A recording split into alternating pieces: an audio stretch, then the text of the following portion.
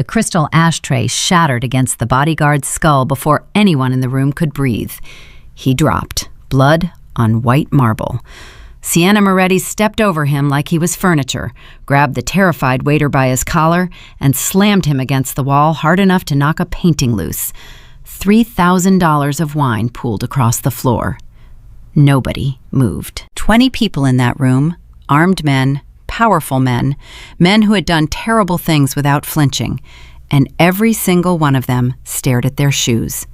Because in Chicago, you didn't stop Sienna Moretti, you survived her. Until one broke, exhausted waitress decided that tonight, that rule was going to change. If this story already has you gripped, please subscribe to our channel and follow this story all the way to the end. Drop a comment telling me what city you're watching from. I want to see just how far this story travels.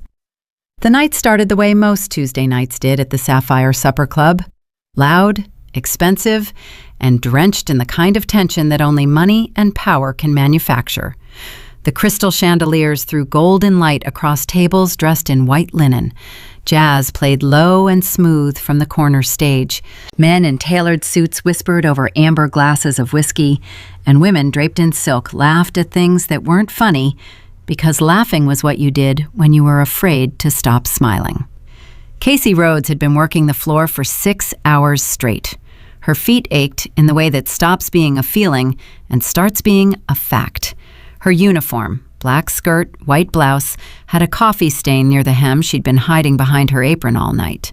She had $47 in tips so far, which was not going to cover her rent, which was not going to stop her landlord from sliding that final notice under her door, which she had already decided she would deal with tomorrow, because right now she had a table of 8 in Section 4 who kept waving at her like she was a taxi. "Casey," said Marcus, the floor manager, appearing at her elbow with the look on his face that she had learned to dread. "Table 2 just got sat." Casey looked across the room. Table 2 was the private corner booth, half hidden behind a curtain of hanging ivy, positioned so that whoever sat there could see every inch of the room without being clearly seen themselves. It was a table reserved for people who didn't put their name on the reservation list. It was a table that had its own set of unspoken rules. "I thought Antoine had table 2 tonight," Casey said. Antoine called in sick. He called in sick 30 seconds ago. He called in sick when he saw who walked through the door. Marcus adjusted his tie without looking at her. "You've been here the longest on shift tonight. That makes it your table." Casey turned slowly to look at the booth. There was already a bodyguard standing outside it, enormous, square-shouldered, with the flat expression of a man who had decided long ago that feelings were a luxury he couldn't afford. There was another one near the bar, and another near the exit. 3 bodyguards for one table. "Who is it?" Casey asked, though something in her stomach already knew. "Moretti," Marcus said quietly, like the word itself had weight, like saying it too loud might make something happen. "Sienna Moretti." Casey stood very still for a moment, then she picked up her notepad. "What's her usual?" Marcus blinked at her. "You're not going to ask me to give it to someone else? Would that work?" He said nothing. "Then I'm going to need to know her usual." Marcus exhaled. "She drinks Chateau Pétrus, the 2002. $3,000 a bottle. She doesn't order food until her second glass, and if you bring her food before she asks, she will send it back. She doesn't like being asked how she's doing. She doesn't like eye contact that lasts more than 2 seconds. She doesn't like being rushed. She doesn't like waiting. She doesn't like—" "Marcus," Casey interrupted him gently. "I've got 4 other tables. I'll figure it out." She walked toward the booth. The bodyguard near the entrance watched her approach with the kind of attention that felt less like a look and more like a scan. Casey kept her chin level and her pace steady.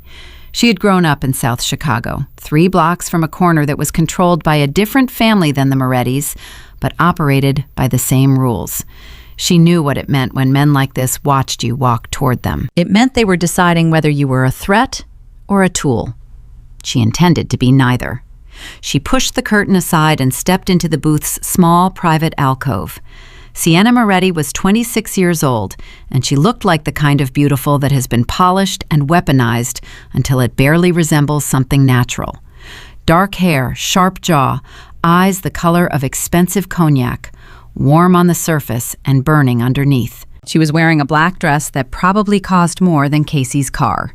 She had a cigarette in one hand and her phone in the other, and she was laughing at something on the screen with her two companions. Both women, both dressed to match the room's atmosphere of performative elegance. She didn't look up when Casey stepped in. Casey waited. 1 second. 2. 3. "Good evening," Casey said. "My name is Casey. I'll be taking care of you tonight. Can I start you with something to drink?" Sienna still didn't look up. "Petrus," she said. "The 2002. "Of course," Casey wrote it down. "And for your guests?" One of the women started to speak. Sienna held up one finger without looking at her, and the woman stopped immediately. "They'll have what I'm having," Sienna said, "and we're not ready to order food yet." "Absolutely. I'll be right back." Casey walked back to the bar, placed the wine order, and returned to her other 4 tables. She took an order from the couple in Section 3 who couldn't decide between the salmon and the duck. She refilled water glasses at Section 5. She smiled at the man at Section 7 who had been trying to make eye contact with her all night for reasons that had nothing to do with his food order. And she smiled in a way that was technically a smile, but also technically a warning. 20 minutes later, she brought the wine to Sienna's table. She poured it correctly, label facing the guest, proper fill line, no drips. Sienna barely glanced at the glass. Casey left without a word, exactly as instructed. For the first 45 minutes, the table was quiet. Casey began to think maybe tonight was going to be one of the easy ones. Maybe the stories she'd heard were exaggerated. Maybe Sienna Moretti was just a very wealthy young woman who liked expensive wine and wanted to be left alone. Then she heard it. The sound of a glass hitting the floor. Not an accident. The sound of a glass being swept off a table deliberately. That sharp, intentional crash that is nothing like the sound of something dropped. Casey turned toward the booth. One of Sienna's companions was already standing up, her face a mask of anxious calm. The bodyguard near the bar had taken 2 steps toward the alcove and then stopped himself. Casey walked over. She pushed the curtain aside and stepped in again. There was wine on the table, wine on the floor. One of the companions had a small splash of red across the front of her white dress and was standing very still with her hands at her sides like a child who had been told not to move. Sienna was standing now too, her voice low and sharp and entirely controlled, which was, Casey had always thought, more frightening than screaming.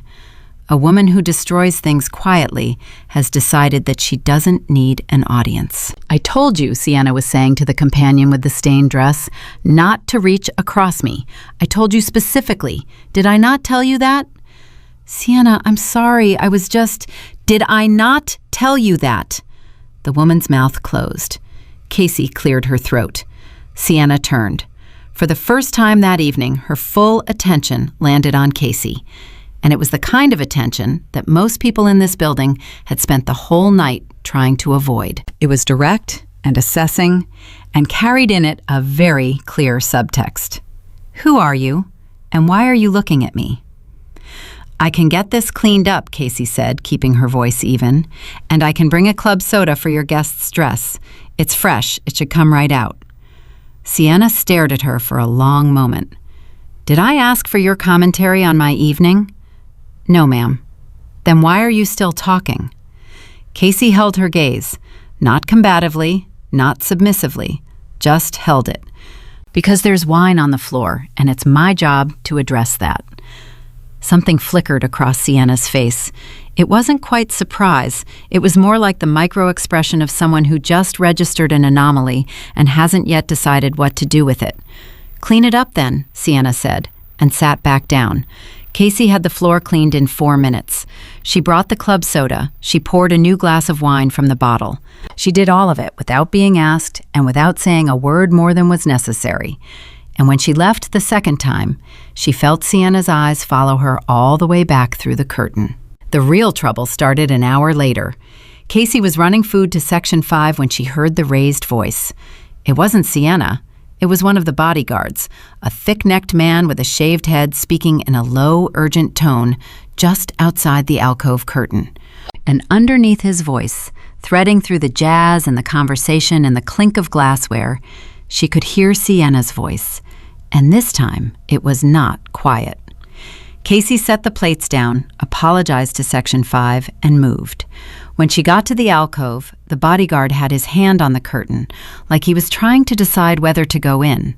Through the gap in the fabric, Casey could see that Sienna had her hand wrapped around a heavy crystal ashtray and was holding it in a way that made its purpose as a projectile very clear. One of her companions had pressed herself into the corner of the booth. The other was gone entirely, probably out the back the moment things escalated. "She told you to get out," Sienna was saying, her voice now stripped of its earlier composure. "I told you to take her home. You waited. You sat there and you waited. And now you're going to tell me why, or I am going to redecorate this table."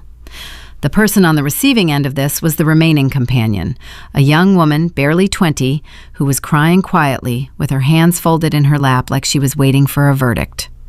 "Sienna, please, I can explain. You've been explaining for 10 minutes. I'm done with your explanations." The ashtray lifted slightly. Casey stepped through the curtain. "Put that down," she said.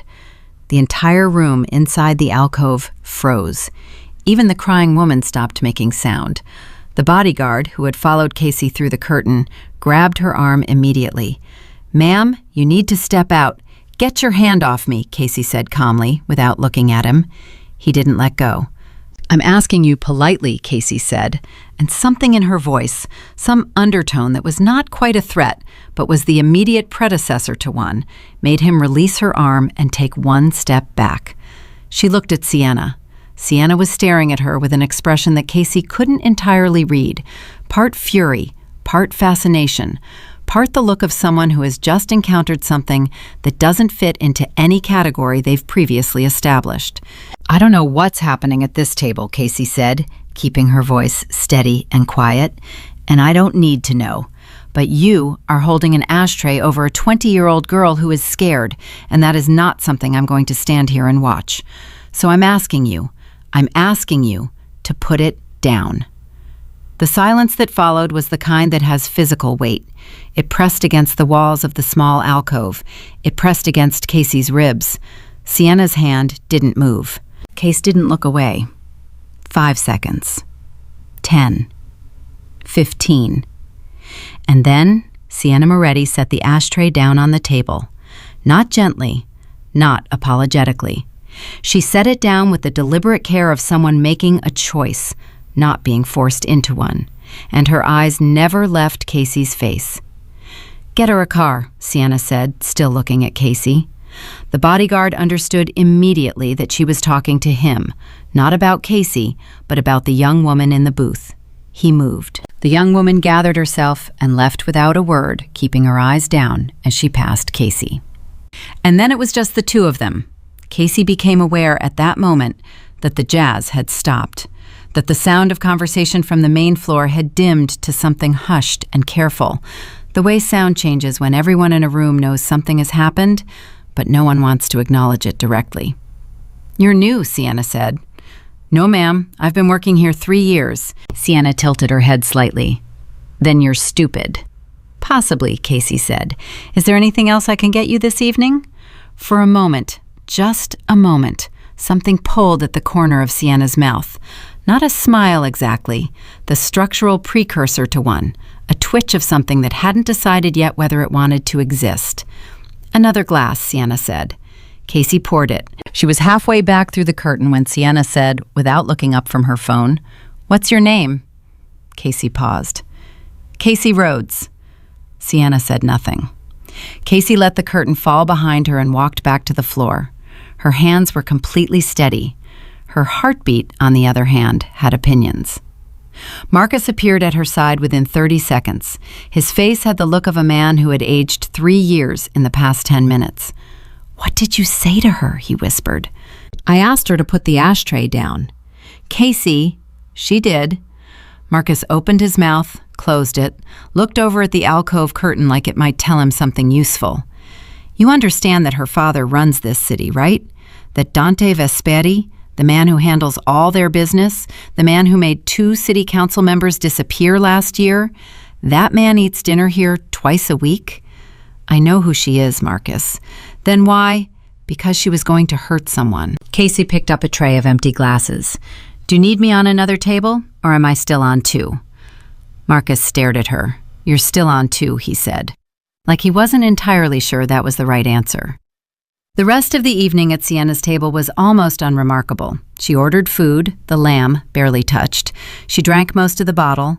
She made 2 phone calls in low, terse Italian that Casey didn't speak, but whose emotional temperature she could read from across the room. She did not throw anything else. At 11:43, Sienna's party settled the bill. The gratuity was 20%. Not generous, not insulting, the precise number of someone who follows rules when they choose to.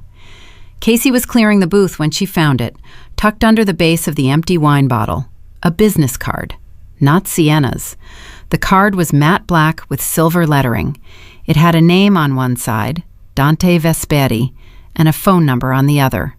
That was all. No message, no note, just the card, placed where Casey would have to deliberately look to find it. She stood there in the empty alcove for a moment, the card between her 2 fingers. The jazz had started back up. The room was returning to its usual rhythm. Outside on the street, she knew, there was an eviction notice waiting to happen.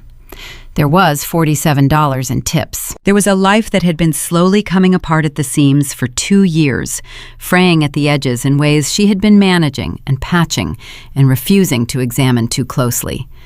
She looked at the card. She put it in her apron pocket.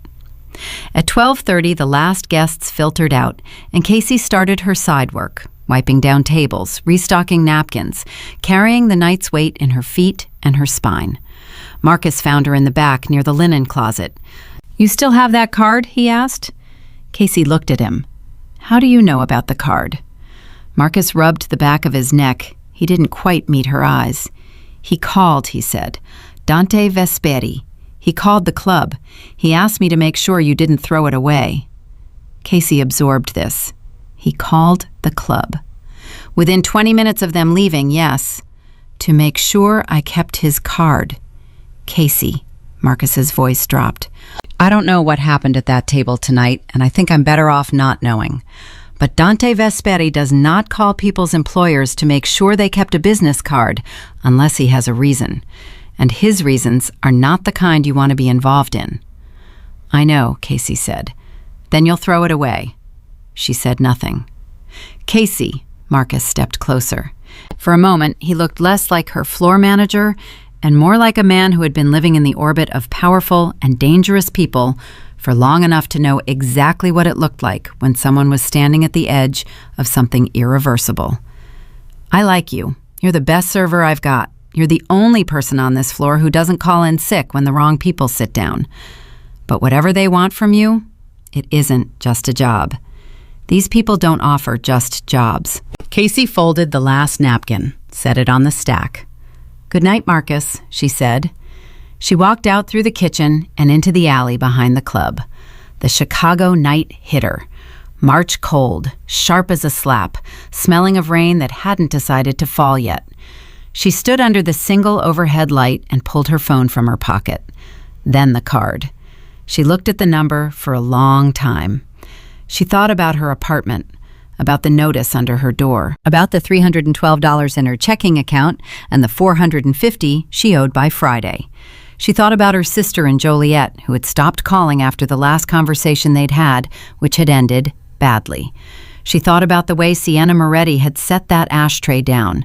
Not because she was afraid of Casey, but because Casey had somehow reached through all that armor and found a word that worked. She thought about being 22 years old and running from a neighborhood where everyone she loved had either left or been taken. She thought about what Marcus had said.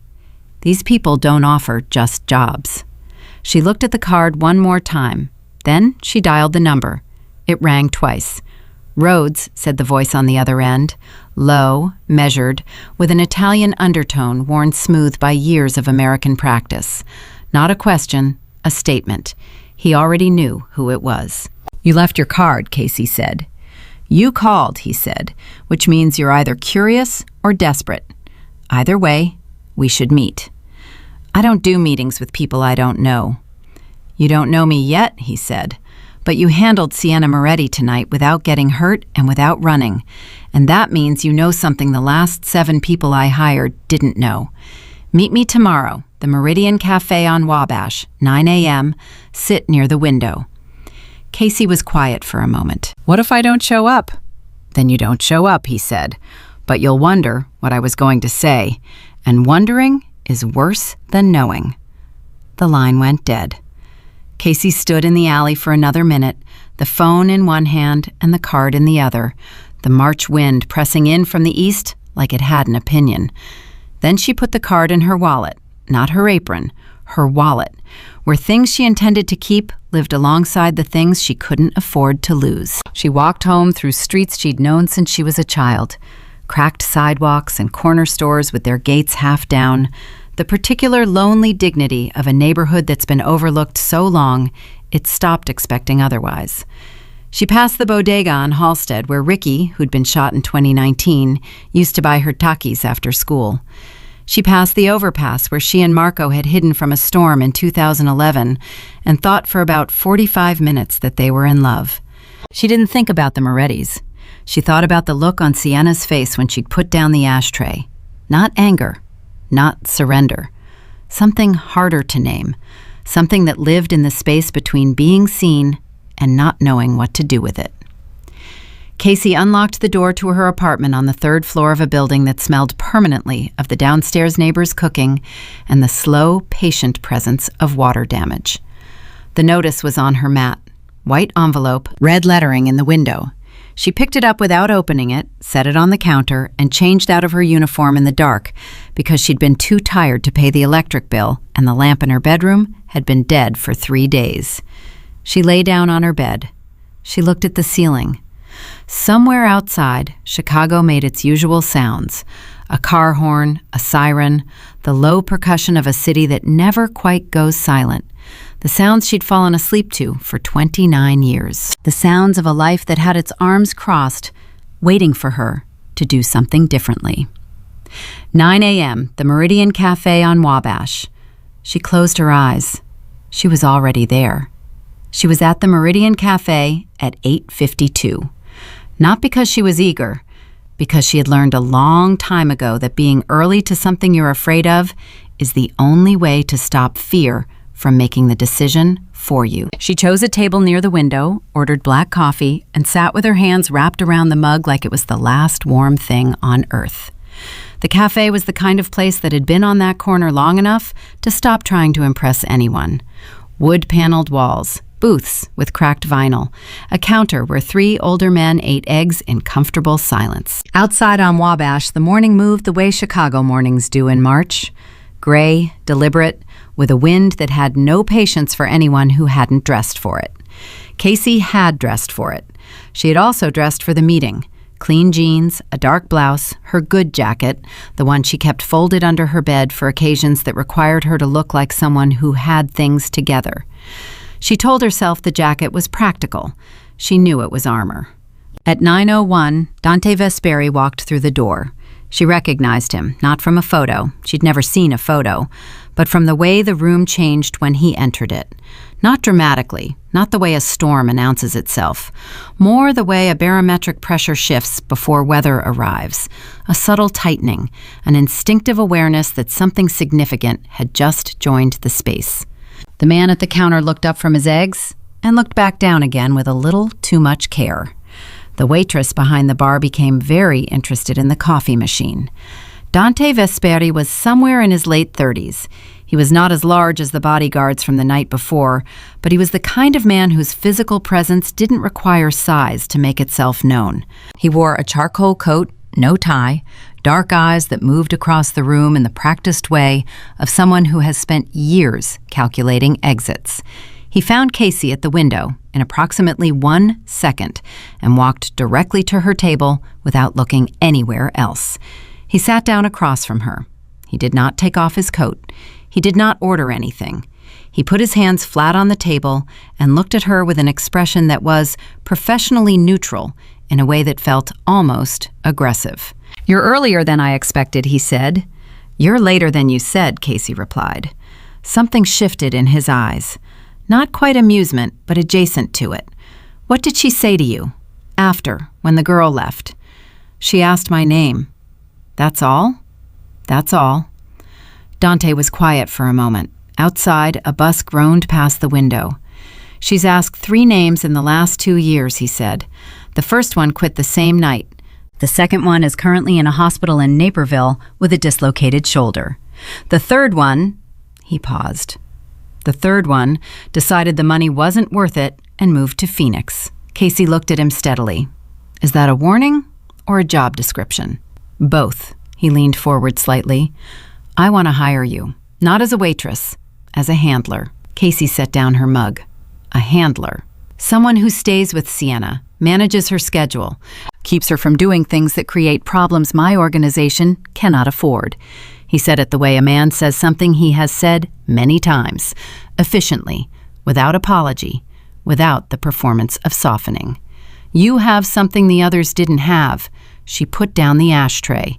In 4 years of these incidents, I have never seen her put anything down because someone asked her to. Maybe she was just tired, Casey said. She wasn't tired. His voice was flat, certain. She was interested. There's a difference, and it matters. He reached into his coat and placed an envelope on the table between them. $10,000 up front, $40,000 at the end of 90 days, assuming you're still standing and she hasn't burned anything down that I have to rebuild. Casey looked at the envelope. She thought about the notice on her kitchen counter. She thought about $47 in tips. She thought about what Marcus had said the night before. These people don't offer just jobs. What does it mean, she said carefully, that she's burned things down before? It means exactly what it sounds like. I need more than that. Dante studied her for a moment. Then he said, Sienna is 26 years old. Her mother died when she was 9. Her father, Enzo Moretti, has been running this city's operations for 22 years. He loves his daughter the way men like him love things, completely and without knowing how. He paused. She has had 6 handlers in 4 years. 2 quit. 1 was hospitalized, as I mentioned. 2 were reassigned because she made their lives impossible in ways I don't need to detail. The 6th, another pause, this one heavier than the first. The 6th made the mistake of trying to use her position for leverage. She no longer works for us in any capacity. Casey heard what he didn't say in the word capacity and chose not to press it. And you think I can do this, she said. I think you're the first person in a long time who looked at her like she was a person who needed to stop, not a situation that needed to be managed. He sat back. That matters more than you know. Casey was quiet. She turned the envelope over with one finger without picking it up. I need to know what I'm walking into, not the job description, what I'm actually walking into. Dante's expression didn't change. You're walking into the life of a woman who has been told since she was 9 years old that fear is respect, and that the only way to keep yourself safe is to make sure everyone around you is more afraid of you than you are of them. You're walking into a family that operates on loyalty and silence, and the understanding that weakness gets punished.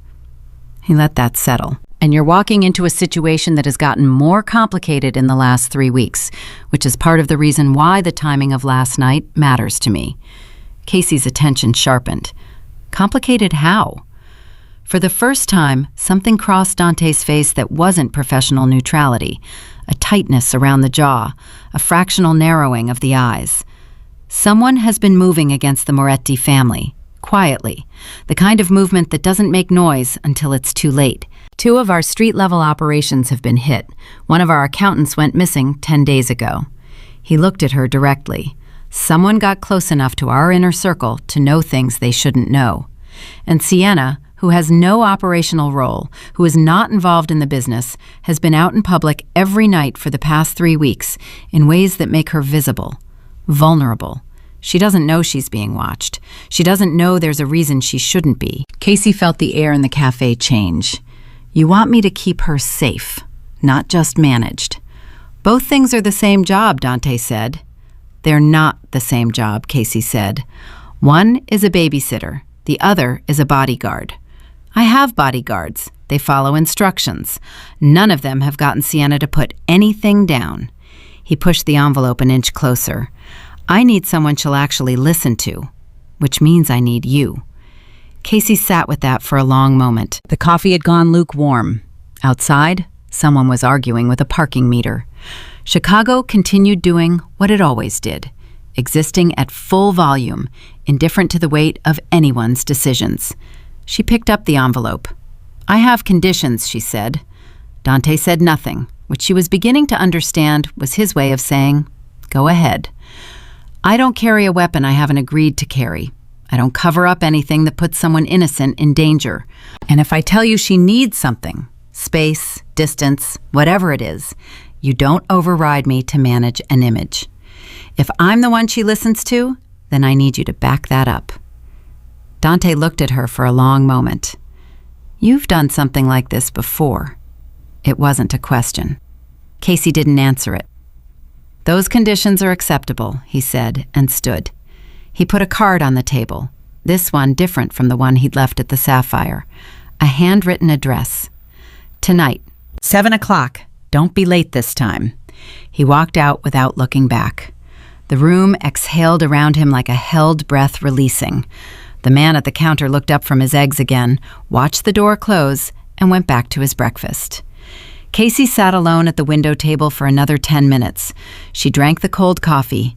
She thought about South Chicago and the things she had done there that she had spent 6 years trying to put distance between herself and. She thought about the 3 men she had been running from, slow-burning and patient for most of that distance. She thought about $40,000 at the end of 90 days.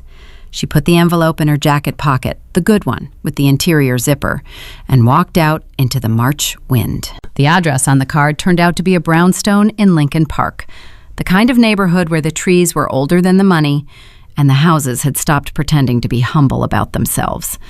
The door was answered not by a bodyguard, but by a small, composed woman in her 50s named Rosa, who had the manner of someone who had seen so much that surprise was no longer available to her as an emotion. She took Casey's coat without comment and led her through a hallway lined with framed photographs that Casey did not look at, not because she wasn't curious, but because she understood that in this house, looking too carefully at things would be noted. Dante was waiting in a room off the hallway. He was not alone. Sienna Moretti was sitting on the arm of a leather chair with a glass of water and the expression of someone who has been told to behave and is currently negotiating with themselves about it. She looked different outside the Sapphire, less performed. She was wearing dark slacks and a simple gray top, her hair pulled back, no jewelry except a small gold ring on her right hand. Without the context of the club around her, the lights and the bodyguards and the expensive bottle and the theater of being Sienna Moretti, she looked younger, not softer, younger. She looked at Casey the moment Casey walked in and said immediately, no. Sienna, Dante said. I said no. I don't need a handler. I don't need someone following me around like I'm a problem to be solved. The answer is no. You nearly put someone in the hospital last night, Dante said. He grabbed my arm. He was trying to stop you from throwing a decanter at a bartender. The bartender was being condescending. Sienna? No. She stood up from the arm of the chair. I'm not doing this again. You brought in that woman 6 months ago. What was her name? Portia? And she lasted 3 weeks and spent most of them texting my father updates like I was a child. Before that, you had that man, Greg, who I caught going through my phone. She was moving now, pacing in the particular tight, controlled way of someone expending energy to keep themselves from doing something else with it. I don't need a babysitter, Dante. I need everyone in this family to stop treating me like a liability. You broke a $3,000 bottle of wine last night, Dante said. It was my father's money. It wasn't just about the wine. Then what was it about? Dante said nothing. And in that silence, that very deliberate, very intentional silence, Casey saw it. The thing between these two people that was not just professional and not quite familial. The specific weight of a long history in which too much had been left unsaid and both people knew it. Sienna turned and looked at Casey, full attention again, the way it had landed in the alcove the night before. Direct, assessing, carrying that subtext. "You," she said. "What did he tell you about me?" Casey looked back at her. "Enough. Enough to scare you off? Enough to come anyway." Sienna studied her. "Why?" "Because you interest me," Casey said. It was the truth, and she'd found that the truth, even when it was dangerous, tended to land cleaner than anything she could construct. And because I need the money. Something in Sienna's posture shifted, fractionally, barely perceptibly, but Casey was watching for it. The honesty had landed somewhere it wasn't expected to reach. "At least you're not going to pretend you're here for my benefit," Sienna said. "No. And you're not going to tell me you're different from the others." "I have no idea if I am," Casey said. "Neither do you. Yet." Another long study. Sienna turned to Dante. "If she does anything that Portia did, she won't," Dante said. "If she goes through my things—" "I won't," Casey said. Sienna looked at her sharply, as if she'd forgotten Casey was capable of speaking for herself. "If you lie to me even once," Sienna said, and her voice dropped to something quiet and specific that was more serious than anything she'd said before. "I don't care what Dante's paying you. We're done." "Same," Casey said. Sienna blinked. "Same? If you lie to me, we're done." Casey kept her voice even. "I work for your safety. I don't work for your performance. There's a difference." The silence this time was different from the one in Dante's cafe.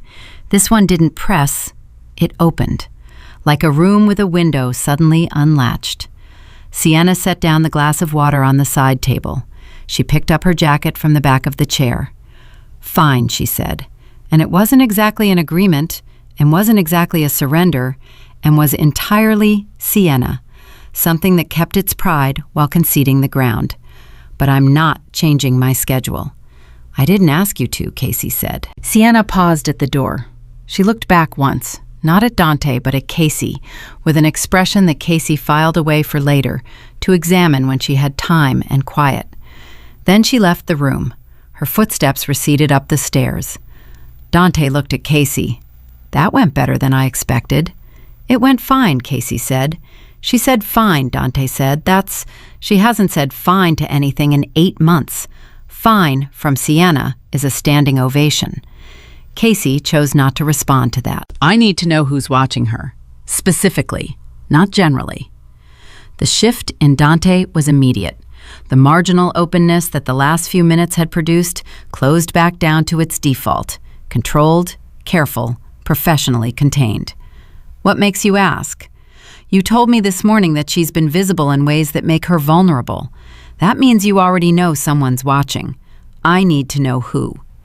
Dante was quiet for a moment. Then he said, "The Rucci family, Eastern Territory. They've been quiet for 3 years, which in my experience means they've been building towards something." He moved to the window. "We have reason to believe they've identified Sienna as leverage. Not a target, leverage. She's not someone they'd move against directly. She's someone they'd use." "Use how?" "To get to Enzo." Casey absorbed this. "And Enzo doesn't know. Enzo knows his operations have been compromised. He doesn't know how close they've gotten." Dante turned from the window. "He also doesn't know that the man who went missing, our accountant, Marco Belli, worked directly with Sienna's personal accounts, her private finances, not operational funds, her own money." His jaw tightened slightly. "If Belli talked before he disappeared, they know things about Sienna that they shouldn't." Casey was quiet for a moment. "Did he talk?" Dante met her eyes. "We don't know." "Then we have to assume he did." "Yes." Casey nodded slowly. "Does she know about Belli?" "She knows he's missing. She doesn't know why it matters to her specifically." "She needs to know." "That's not your decision," Dante said firmly. And the firmness was not hostile. It was a line being drawn by someone who knew exactly where it was and why it was there. "If she's going to let me close enough to keep her safe," Casey said, "she needs to trust me. And she won't trust me if she finds out I knew things about her situation that I didn't tell her." Dante looked at her steadily. "You've been in this job for approximately 40 minutes. "I know," Casey said. "Tell me anyway." He held her gaze for a long, measuring moment. Then he said, "I'll tell you what's necessary, when it's necessary." It wasn't a full answer, but it wasn't a refusal either. Casey recognized it as the opening position in a negotiation that was going to be ongoing, and she accepted it as such. She started the next morning. Rosa showed her to a room on the second floor of the brownstone. Small, clean, a window overlooking the side yard. Casey had packed one bag, which she'd left at the front door. She hadn't told anyone where she was going, not because there was no one to tell, but because the people who might have worried about her had stopped keeping track, and the people who were looking for her, the slow-burning patient ones, didn't need any help finding her. The Moretti address was, for the moment, the safest place she could be. It was the kind of safety that was also its own category of danger, and she had made her peace with that on the bus ride over. Sienna emerged from her room at 11:15 with the air of someone who has slept adequately and is not going to admit it. She was in dark slacks again and a fitted black top, hair down, coffee already in hand, phone already in the other. She passed the hallway where Casey was standing with Rosa processing the day's schedule and stopped.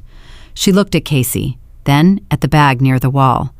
"You're living here?" she said. "That's what Dante arranged," Casey said. "Nobody asked me." "Nobody asked me either," Casey said, "but here we are." Sienna looked at her for a long moment. Something crossed her face. Not quite anger, not quite amusement. Somewhere in the narrow band between them that Sienna seemed to occupy as a matter of personality. "Don't go through my things," she said. "You already told me that. I'm telling you again." "Noted," Casey said. Sienna turned and walked toward the kitchen. "I have a dinner tonight," she said over her shoulder, in the tone of someone granting information rather than sharing it. "And tomorrow there's a thing at my father's house. And on Friday I'm going out." "Where on Friday?" Casey asked.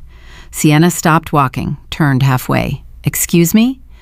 "Where on Friday?" Casey said, same tone, same pace. "Not asking to override you, asking because I need to know the layout before we get there." A long pause. Sienna turned back around and kept walking toward the kitchen.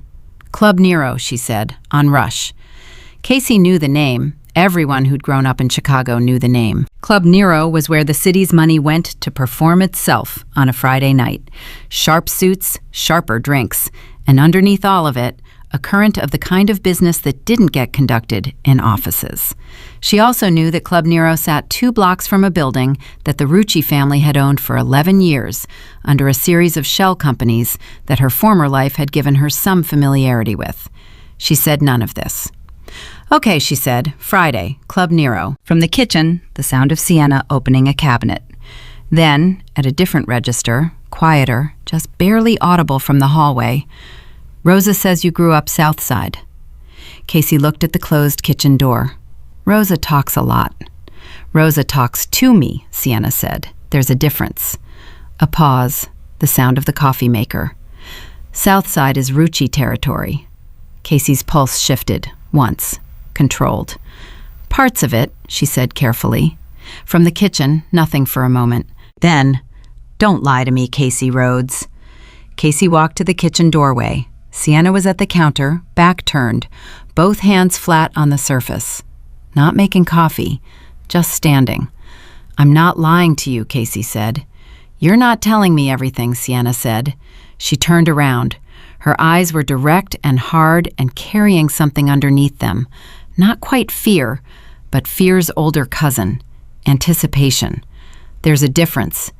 Casey looked at her. "Yes," she said, "there is." Neither of them moved for a moment. Then Sienna poured her coffee, picked up her phone, and walked past Casey without another word. Her shoulder came within 3 inches of Casey's arm as she passed, and she didn't accelerate or slow down, which Casey was beginning to understand was Sienna's version of a truce. Proximity maintained, armor intact, no ground officially surrendered.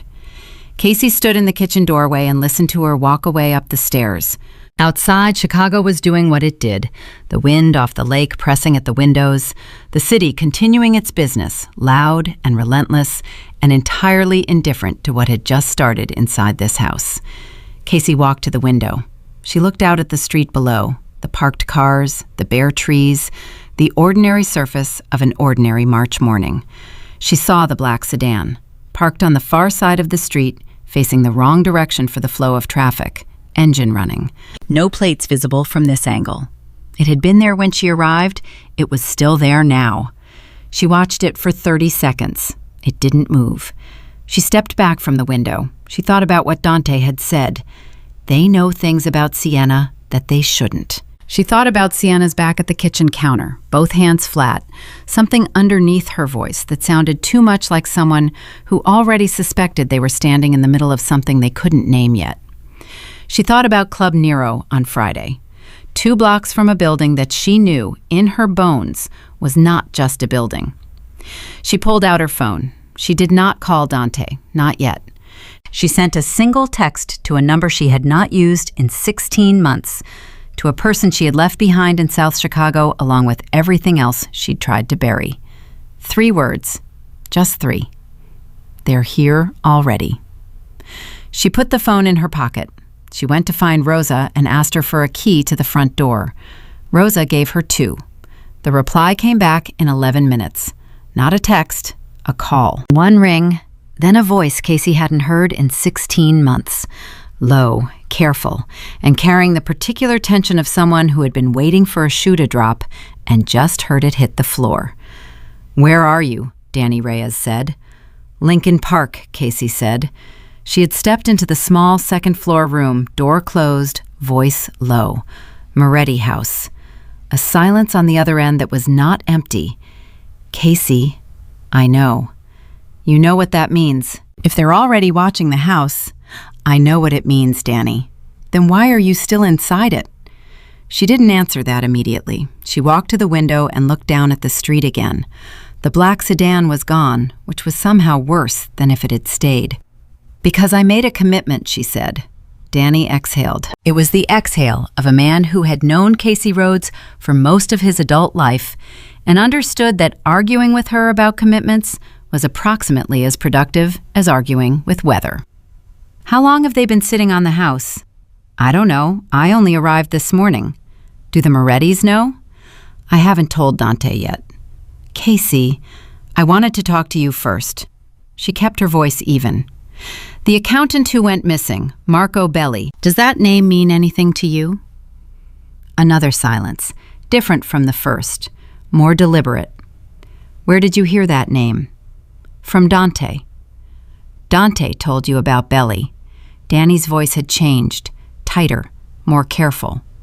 "That means he trusts you more than he should for someone he met yesterday." "Or he's testing me," Casey said. "Either way, Belli, do you know him?" "I know of him," Danny said slowly. "He moved paper for the Morettis for about 6 years. Clean on the surface, but there were rumors maybe 2 years back that he had a side arrangement, someone he was feeding information to." "The Ruccis?" That was the word. A pause. "Casey, if Belli was giving the Ruccis information about Sienna Moretti's private accounts, about her movements, her patterns, and they've already got eyes on that house, then the timeline on whatever they're building is not weeks, it's days." Casey's hand tightened slightly around the phone. "Friday," she said. "Club Nero. Don't let her go. She'll go whether I let her or not." "Then go with her prepared," Danny said, "and call me before you walk in. I know people who know that building. I can get you eyes on the floor plan." "I'll call you Thursday," Casey said. "And Danny, don't tell anyone you heard from me." "When do I ever?" he said, and the line went quiet. Casey stood in the room for a moment after the call ended. She put the phone in her pocket. She thought about the black sedan and the direction it had been facing and the specific way it had been parked.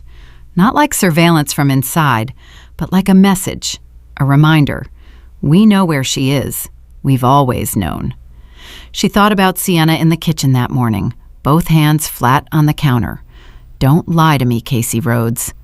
She went downstairs. Sienna was in the front sitting room with her phone, legs pulled up under her on the couch, scrolling with the focused, slightly glazed expression of someone who is consuming information without necessarily processing it. She looked up when Casey walked in, looked back at her phone.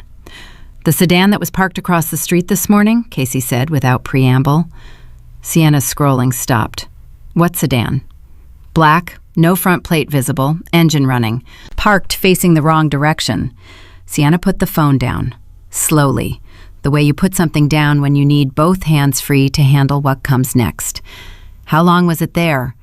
It was there when I arrived. Gone about 40 minutes later. Did you tell Dante? I'm telling you first, Casey said. Something passed through Sienna's expression. Quick and complicated, like a weather system moving through and fast forward. It wasn't fear exactly. It was the look of someone receiving information they already suspected was coming and discovering that suspecting it hadn't actually prepared them for it. Why me first? Because it's your safety, Casey said, not his. Sienna was quiet for a moment. She looked at the window, not out of it, just at it, like she was deciding something about the nature of glass and what it did and didn't keep out. Then she said, "This isn't the first time." Casey waited. "There was a car 2 weeks ago," Sienna said, "outside the gym on Michigan. I told myself it was nothing, coincidence." She stopped. Her jaw tightened slightly. "I didn't tell Dante." "Why not?" "Because he would have locked me in this house." Her voice was sharp and immediate on that, the way a door sounds when it's been shut before. "And I'm not. I refuse to be locked in this house. I've been locked in rooms by this family my entire life in one way or another, and I'm not doing it again." Casey looked at her steadily. "I'm not going to lock you in anywhere. You say that now." "I mean it now." Sienna studied her with those cognac eyes that missed very little. "You got a call this morning," she said. "After I went upstairs. Your voice went different." Casey absorbed this without expression. "My voice went different. Quieter, more controlled. The way people sound when they're talking to someone they trust, but are also afraid of." Sienna tilted her head slightly. "Who is he?" "Someone from before," Casey said. "Before what?" "Before this." Casey kept her voice even. "Someone who knows this city the way I know it. And he confirmed something this morning that I think you need to hear." Sienna's eyes didn't waver. "Tell me." "The people watching this house, they're not just watching. They've been building towards something for weeks. And the reason they know where to watch is because someone who had access to your personal finances was feeding them information." Casey paused. "Marco Belli." The name landed in the room like a stone into still water. Sienna's face went very still. Not blank, not shut down, but the specific stillness of someone absorbing something that is simultaneously a shock and a confirmation of something they have been feeling in their chest for days without knowing what it was called. "Marco," she said, quietly, almost to herself. "You knew him personally," Casey said. It wasn't a question. "He handled my accounts for 4 years. Sienna's voice was flat, in that particular way that is the opposite of unemotional. Flat the way a surface goes flat when pressure is applied to stop it shaking. "He came to my mother's memorial every year. He brought flowers." She stopped. "He brought flowers." Casey said nothing. Some things need their own air. After a moment, Sienna said, "Does Dante know you're telling me this?" "No." "He's going to be angry." "Probably," Casey said. "That's between me and Dante." Sienna looked at her for a long time. Then she unfolded from the couch, a single, composed movement, and walked to the window. She stood there with her arms crossed, looking out at the street. Her back was straight, her chin level. From behind, she looked exactly like what she was, a woman who had been raised inside danger and had learned to wear her spine like armor. "What do we do about Friday?" she said. "We go," Casey said, "but we go prepared." Sienna turned. "Dante's not going to like that either." "Then we tell him Thursday," Casey said. "Together." Something moved in Sienna's expression again, that same quick, complicated weather system look, but this time settling into something that was closer to resolution than anything Casey had seen from her yet. "Together," she repeated, like she was testing the word for structural integrity. "Together," Casey said. The dinner that evening was at Enzo Moretti's house in Kenilworth, 40 minutes north of the city, up the lake, in a neighborhood of old stone houses and older money. Casey sat in the back of the car beside Sienna while the driver navigated the expressway in silence. The bodyguard in the passenger seat hadn't spoken since they left Lincoln Park. Sienna had her phone out but wasn't looking at it. Casey watched the streetlights move across the window in rhythmic intervals and thought about floor plans and sight lines and the specific geography of a nightclub on Rush Street at midnight on a Friday. She also thought about Enzo Moretti, who she was about to meet for the first time, and what it meant to walk into the home of the man who ran Chicago's most powerful criminal organization as the woman hired to manage his daughter. She had been in rooms like this before. Not this room specifically, but this category of room. The kind where power sits in the furniture, and every conversation has a second conversation running underneath it that nobody acknowledges. She reminded herself to breathe normally.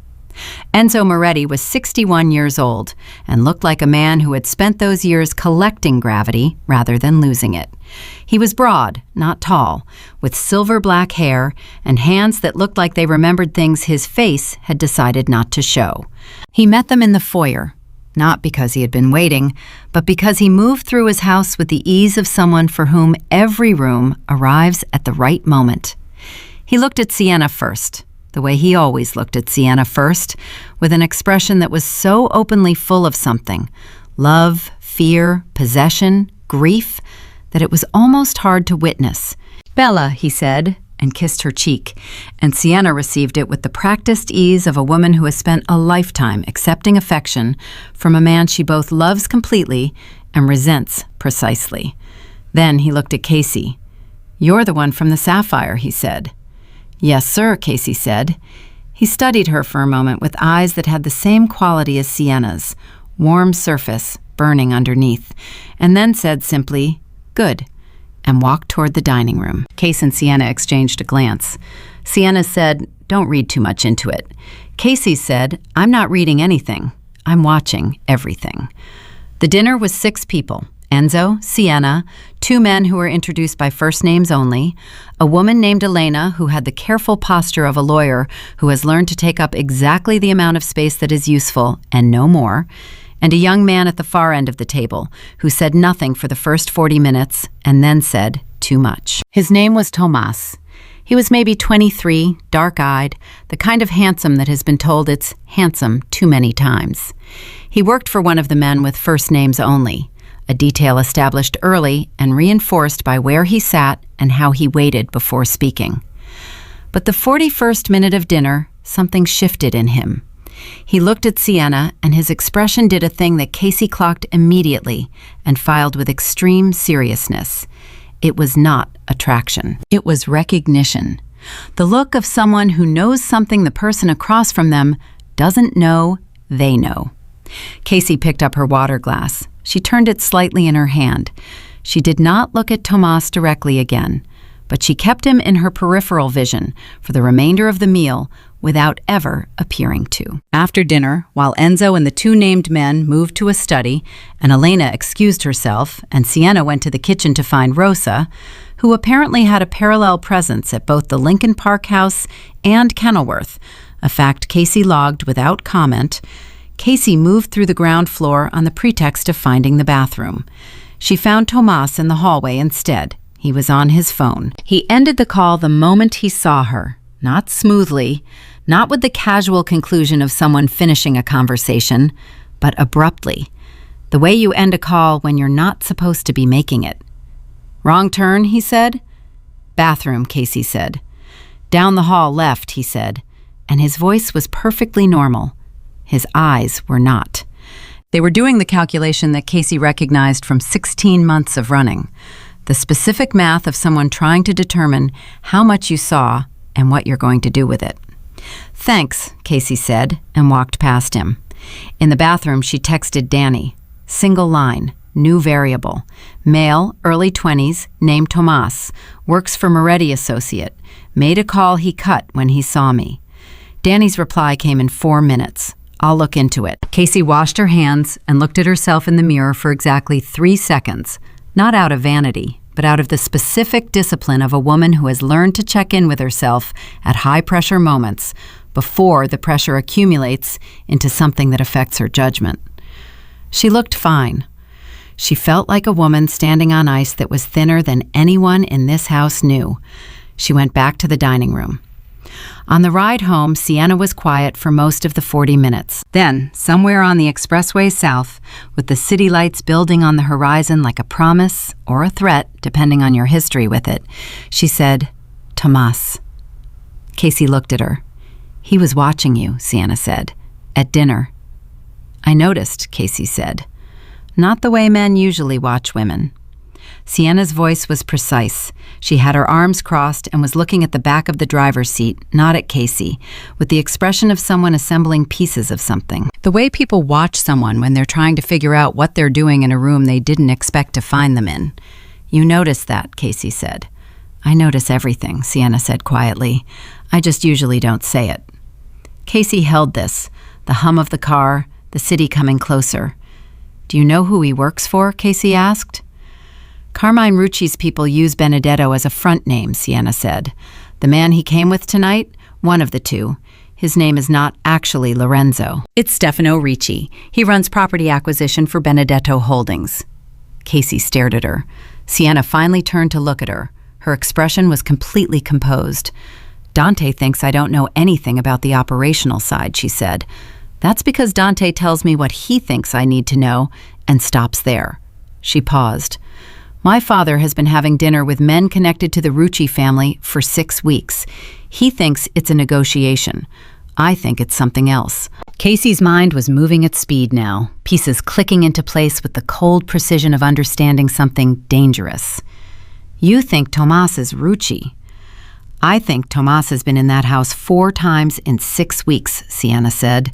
"And the first time I met him, he looked at me like he'd already been introduced." The car was quiet for a moment. The driver didn't react. The bodyguard in the passenger seat stared forward. Casey said, very carefully, "Sienna, what you just told me, does Dante know any of it?" "No," Sienna said simply. "Why not?"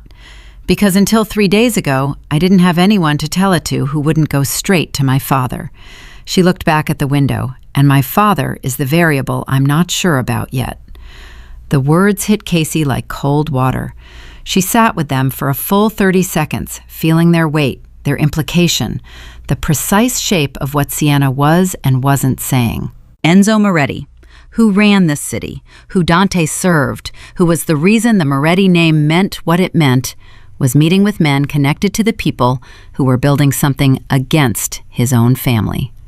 And his daughter, sitting in the back of a car on the Dan Ryan Expressway, had been carrying that suspicion alone, without anyone to hand it to, for 6 weeks. Casey thought about the text she'd sent Danny. "They're here already." She had meant the Ruccis. Now she wasn't entirely sure she'd had the right target. "When we get back to the house," Casey said quietly, "I need you to write down everything you remember about those 6 dinners. Who was present, what was said, anything that felt wrong, even if you couldn't explain why." Sienna looked at her. "And then? And then we figure out what we're actually dealing with," Casey said, "before Friday." The city opened up around them as the expressway merged into the grid of the north side. Casey watched the streets passing, familiar and strange at the same time, the way a city always looks when you're in the middle of something that has changed the angle from which you're seeing it. She thought about Dante's face when she told him, the conversation that was coming, the very specific difficulty of telling a man who had hired you 2 days ago that the problem was larger and closer and more complicated than he knew. She thought about Tomas's eyes in the hallway, the call he'd cut short, the particular math of someone calculating exposure. She put her hand in her jacket pocket. The envelope from the cafe was still there. She hadn't deposited it yet. She'd been too busy becoming the kind of person who carries 2 keys to a house she doesn't own and receives information that nobody in it is supposed to have. She closed her fingers around the envelope. 40,000 at the end of 90 days, Dante had said. She'd been on this job for 36 hours.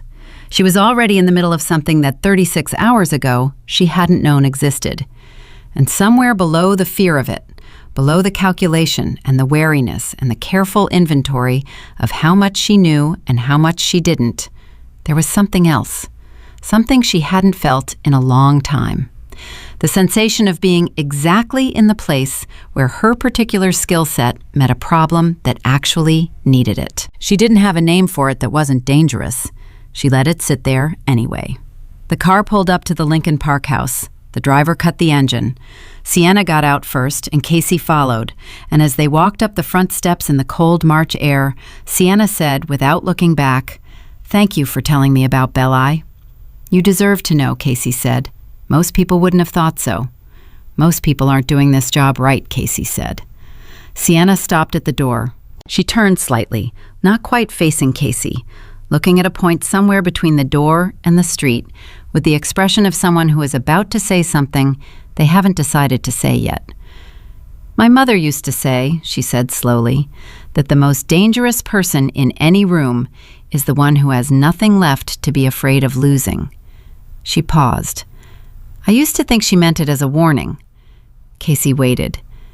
"Now I think she meant it as a qualification," Sienna said. She unlocked the door and went inside. Casey stood on the front step for a moment. She looked at the street. No sedan tonight. Empty in both directions, all the way to the corner. Chicago, breathing in the dark. She thought about what Sienna had said, about her mother, about qualifications. She thought about what she'd left behind in South Chicago, what she'd lost, what had been taken, what she'd given up voluntarily, and what had been stripped from her without asking. Nothing left to lose. She went inside and locked both locks. She didn't sleep well, not because the room was uncomfortable. Rosa had put clean sheets on the bed and left a glass of water on the nightstand with the quiet care of a woman who understood that people arriving in difficult circumstances needed small dignities more than large ones. It was comfortable enough. The problem wasn't the room. The problem was the list. Sienna had written it by hand at the kitchen table, while Casey sat across from her with a cup of tea that neither of them touched. 6 dinners. 12 names, real and assumed. 4 conversations with pieces that didn't connect to anything Sienna had been told about her father's current business, but connected very precisely to each other if you arranged them in the right order. She wrote in a tight, disciplined script that surprised Casey, who had half expected something more like her personality. Sharp, angular, impatient. Instead, it was careful, considered. The handwriting of someone who had learned early that written words had different consequences than spoken ones. When she was done, she pushed the pages across the table without ceremony. Casey had read them twice before she went upstairs. Then she lay on the bed in the dark and read them a third time in her head, from memory, arranging and rearranging the pieces the way her mind did when it was working on a problem it wasn't ready to stop chewing. She fell asleep somewhere around 3, with the list still moving behind her eyes. At 6:45 Thursday morning, Dante called. "My office," he said, 9 o'clock. "I have something to tell you first," Casey said. A pause. "Tell me now?" "Not on the phone." Another pause. Longer. In it, Casey could hear him recalibrating, processing the fact that she had information she wasn't willing to transmit over a line, which meant the information was serious, which meant something had happened that he hadn't anticipated. Dante Vesperi did not like things he hadn't anticipated. She could feel his displeasure in the quality of his silence, the way you feel a change in air pressure. 8:30, he said, not 9. He was already there when she arrived, an office above a dry cleaning business on the near north side, the kind of location that operates on the principle that the most invisible headquarters is the one that looks like it has absolutely nothing to hide. He was behind a plain desk with a cup of coffee and the look of a man who had been there since 7 and had spent the preceding 90 minutes arriving at a level of controlled tension that was now presenting itself as calm. Casey sat down. She put Sienna's pages on the desk. Dante looked at them. He didn't pick them up yet.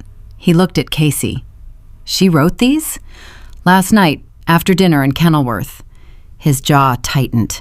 "You took her to Kenilworth and she was already going," Casey said. "I went with her. That's the job." She pushed the pages half an inch closer. "Read them." He read them.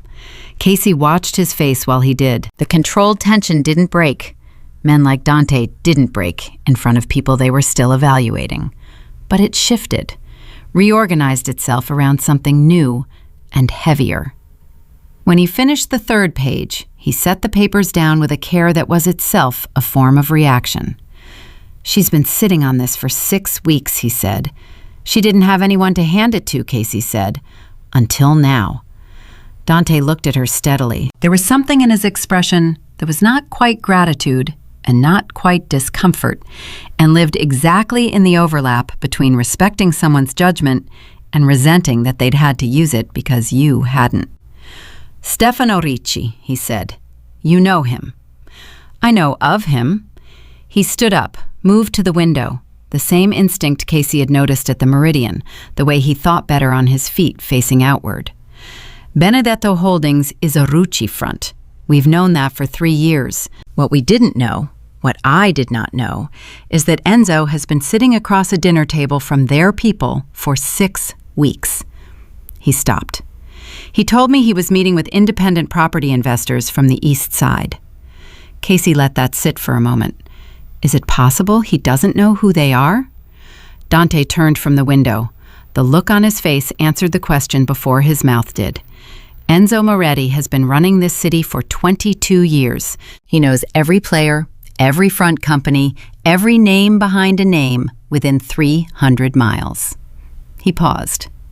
Which means either he knows exactly who he's been meeting with and chose not to tell me, or someone made sure he believes what they told him, Casey said.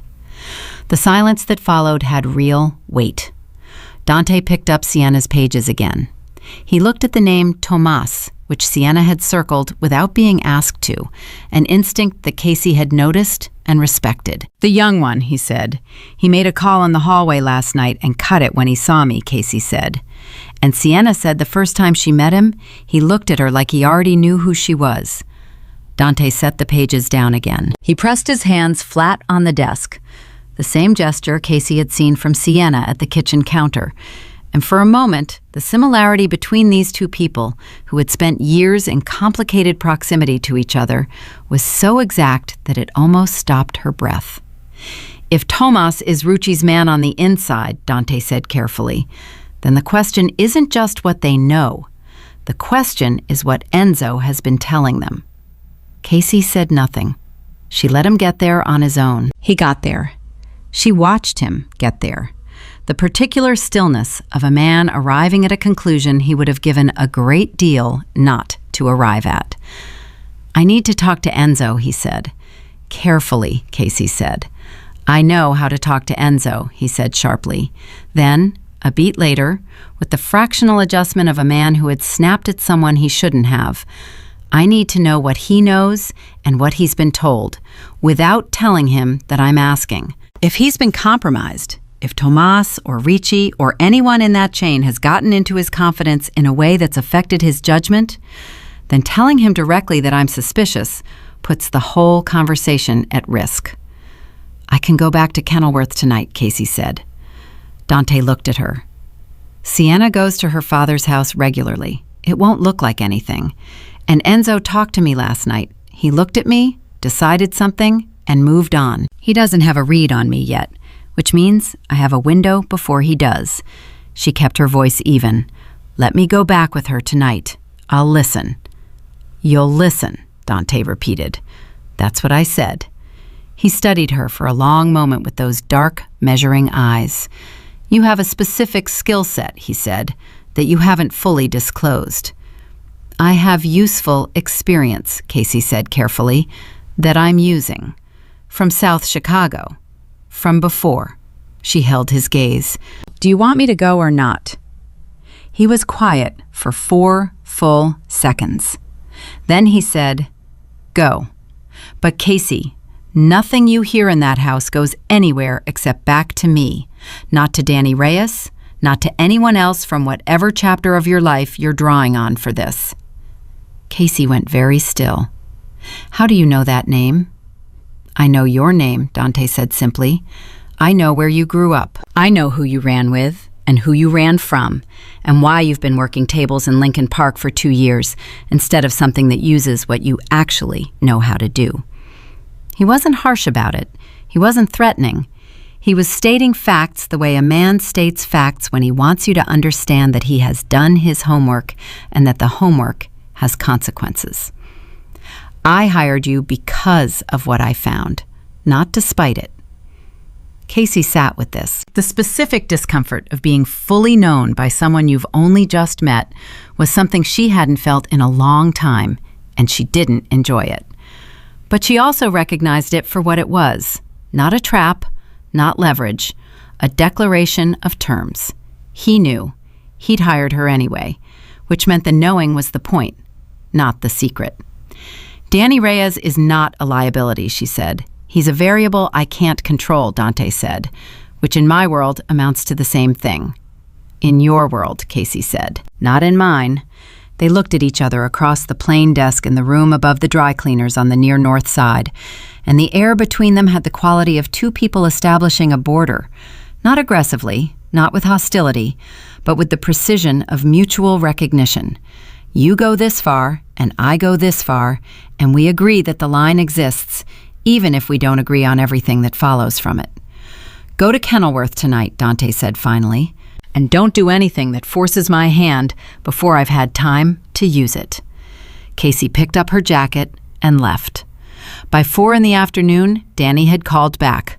Tomas, he said, last name Rucci, not a foot soldier, not an associate. Carmine Rucci's nephew, 24 years old, grew up mostly in Milan, came back to Chicago 8 months ago. A pause. Casey, this kid isn't muscle.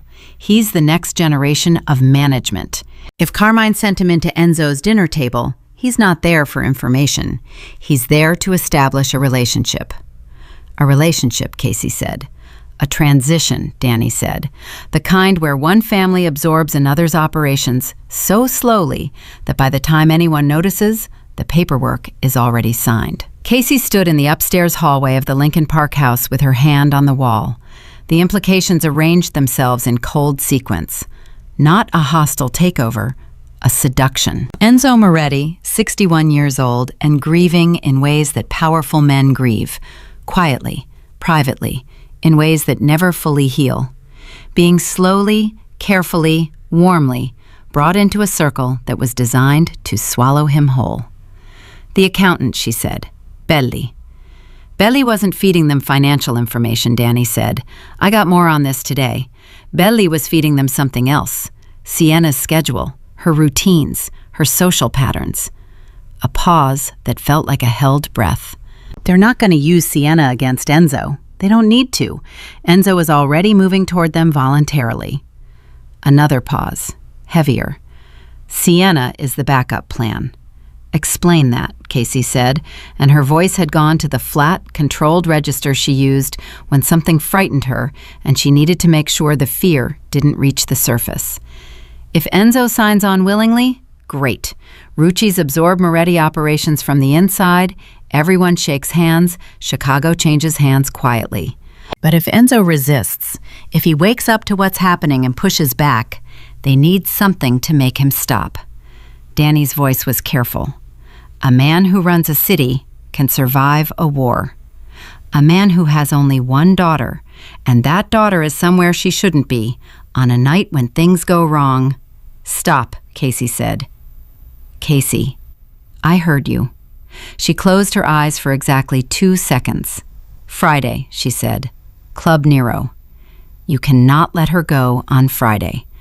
I can't stop her, Casey said, but I can change the conditions. How? I'm working on it, she said. I'll call you tomorrow. She put the phone down. She stood in the hallway for a moment with both hands against the wall, feeling the plaster under her palms. Solid, real, the physical fact of a house that was already compromised in ways its owner didn't know.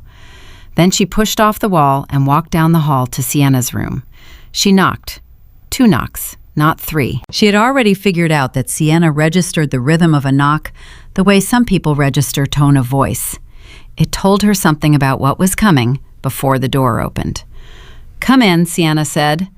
She was at the small desk near the window, a laptop open, posture straight in the particular way of someone who has been raised to never fully slouch in any room where someone else might enter. She looked up when Casey walked in and read her face with the speed of someone who had spent a lifetime decoding the expressions of people who were trying not to show her things. "How bad?" Sienna said immediately. Casey closed the door behind her. She sat in the chair near the desk.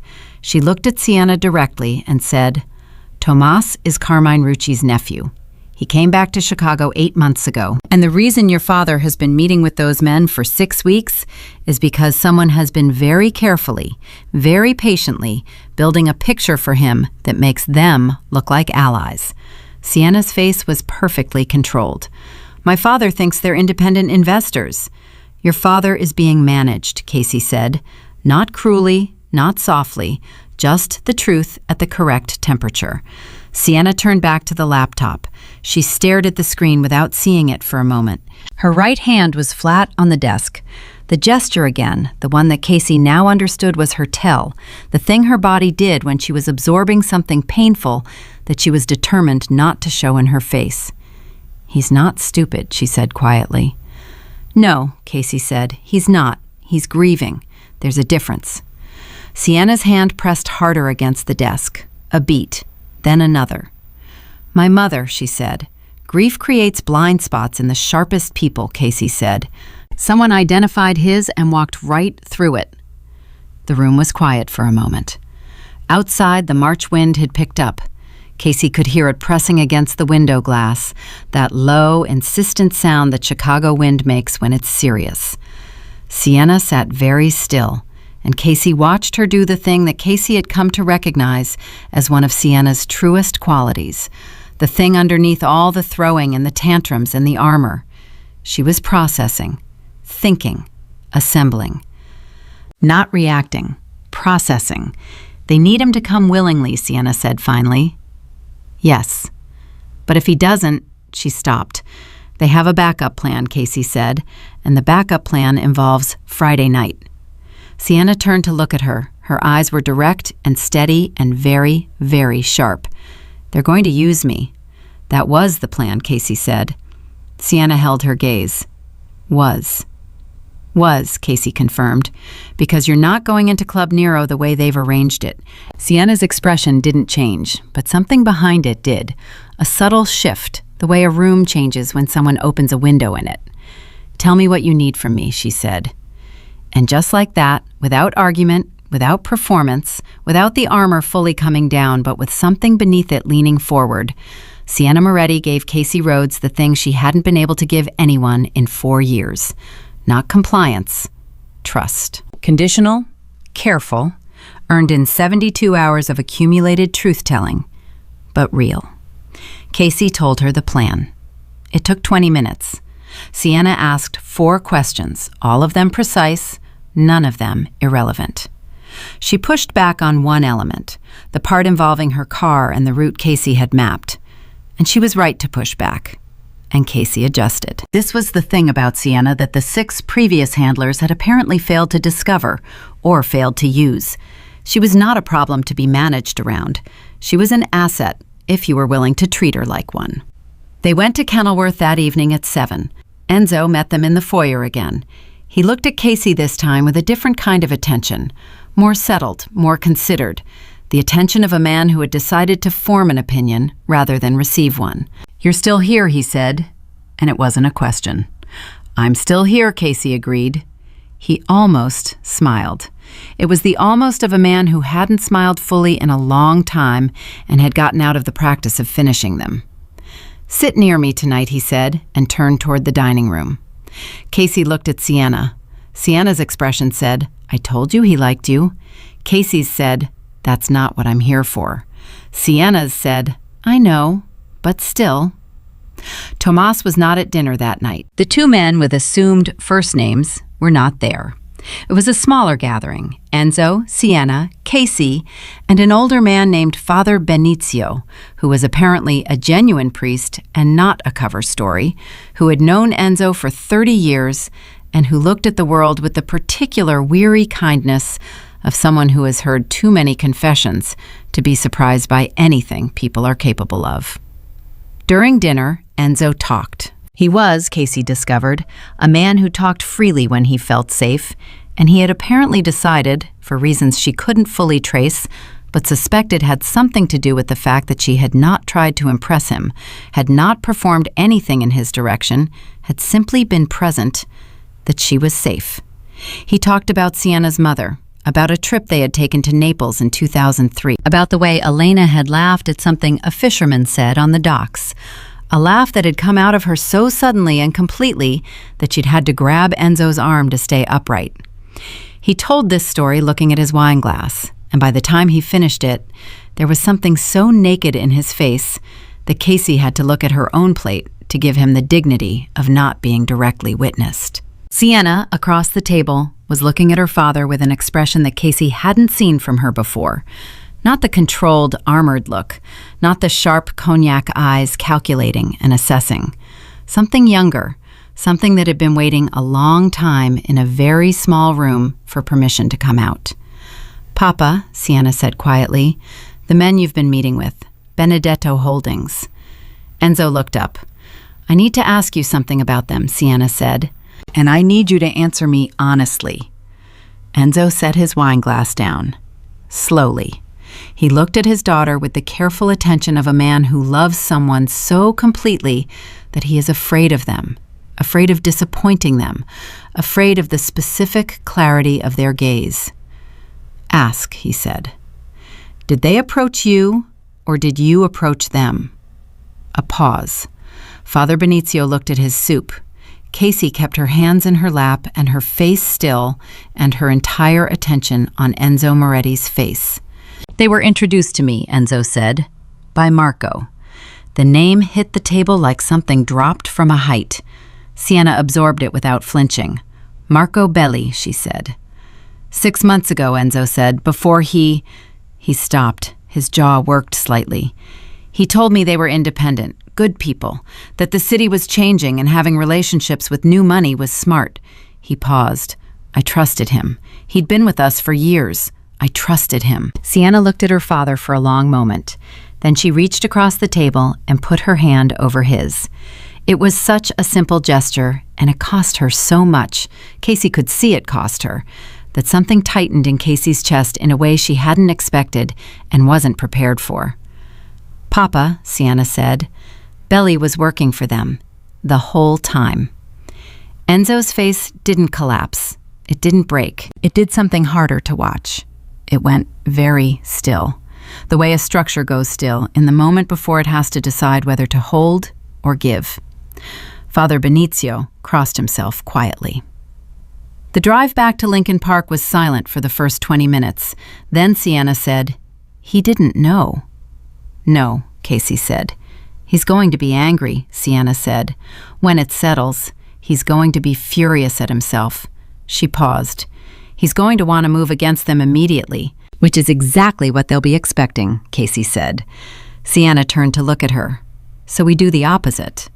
"We do the opposite," Casey agreed. "We let them believe Friday is still happening the way they planned it. We let them believe the setup is intact. And then," Casey looked at her, "and then we give them something they weren't expecting. The same thing you gave me 3 days ago." Sienna raised an eyebrow. "Someone who pushes back," Casey said. For the first time in their 4 days together, Sienna Moretti smiled. Not the structural precursor, not the almost, a real one, small, sharp, and completely genuine, that lasted exactly 3 seconds before she caught it and put it away. But Casey had seen it. That was enough. Back at the house, Casey went to her room and called Danny. She told him what she needed for Friday, what she needed from him, what routes she needed eyes on, what the timing had to look like. Danny listened without interrupting, which was unusual for him and meant he understood the severity. "This is going to put you in the open," he said when she finished. "If this goes wrong, I know," she said. "The people looking for you, Danny," her voice was quiet, certain. "I know." A beat. "Will you do it?" A long pause on the other end. Then, "Yeah," he said, "I'll do it." She ended the call. She sat on the edge of the bed. She thought about what Enzo had looked like when Sienna put her hand over his, the stillness of a man deciding whether to hold or give. She thought about the 3 men who had been looking for her for 16 months, slowly, patiently, the way men look for people they are very confident they will eventually find. She thought about Friday. She thought about what it would cost her to do this right. She lay down on the bed without taking off her jacket. She looked at the ceiling. She thought, "You have been running for 16 months. You have been managing the distance between who you were and who you're trying to be. And tonight, you put yourself directly in front of people who will know, the moment they see you, exactly who you are." She thought, maybe that's the point. Chicago breathed outside the window. The lake wind pressed at the glass. Casey Rhodes closed her eyes and let herself feel, for just one moment, the full weight of what she had walked into. Then she set it aside with the practice of a woman who had spent a long time learning that feeling something and being stopped by it were 2 entirely different choices. Friday was 36 hours away. She had work to do. Friday arrived the way dangerous things often do, quietly, without announcement, wearing the ordinary face of a morning that looked like any other morning until you remembered what was scheduled for that night. Casey was up at 5:30. She had slept 4 hours, which was 2 more than she'd expected. She dressed in the dark, made coffee in the kitchen before Rosa was up, and sat at the table with Sienna's handwritten pages spread out in front of her, one final time. She had read them so many times that the words had stopped being words and become a map of 6 weeks of careful manipulation, of a grieving man being walked toward a door he didn't know was a trap, of a daughter who had been watching and carrying and waiting with no one to hand any of it to. She folded the pages. She put them in her jacket pocket. Then she pulled out her phone and sent Danny a single word: ready. His reply came back in under a minute. Same. At 7, Dante arrived at the house. He came alone, which was unusual, and he came through the back, which told Casey everything she needed to know about how seriously he had weighed what she'd told him about Tomas and Rucci and the careful seduction of Enzo Moretti. He sat across from her at the kitchen table with his hands wrapped around a coffee mug and the look of a man who had spent 48 hours digesting something that had not gone down easily. "Enzo called me last night," Dante said. Casey waited. "After you left Kenilworth," he set the mug down. "He told me about Belly, about the 6 dinners. He told me that Sienna was the one who made him see it." He paused, and in the pause was something that Dante Vesperi did not often make available, something that was the closest he came to being openly affected by something. He said she took his hand. Casey said nothing. "In 22 years, Dante said quietly, I have never heard Enzo Moretti describe his daughter taking his hand at dinner." He looked at her directly. "What did you do?" "Nothing," Casey said. "I let her do it." Dante was quiet for a moment. "She's never trusted anyone enough to do it before. She never had the right reason before," Casey said. He held her gaze. Then he picked up the mug again and said, "Walk me through tonight." She walked him through it. Every piece. Danny's eyes on the floor plan, the route change for Sienna's car, the timing of their arrival against the timing of what the Ruccis would be expecting, the specific way Casey intended to use the gap between what they'd planned and what was actually going to happen. Dante listened without interrupting, which was, she had learned, his version of approval in real time. When she finished, he was quiet for 5 full seconds. "You're putting yourself in the open," he said. "Yes, the men from South Chicago, I know. If they have people in that building—" "Dante," her voice was level, "I know what I'm risking. It's my risk to take." He looked at her with an expression that had several things in it simultaneously, and one of them, buried underneath the professional assessment and the strategic calculation, was something that looked remarkably like concern. Not the managerial concern of someone protecting an asset, something more personal than that, more human than that. something that he appeared to become aware of at approximately the same moment Casey noticed it, and which he covered with the practiced efficiency of a man who had been keeping his interior life at arm's length for most of his adult years. "Don't get shot," he said. "That was always the plan," Casey said. He almost smiled. Almost. "I'll have 2 men on the outside perimeter. You won't see them. If things move wrong, you'll know they're there." He stood. "And Casey, if you need to pull Sienna out before you intend to, pull her. Don't wait for the right moment. The right moment is whenever she's in danger." "I know how to do this," she said. "I know you do," he said. And he said it without the qualifier, without the hedge, without the implication of anything other than what it was, a statement of direct confidence from a man who did not give those easily. He walked out through the back.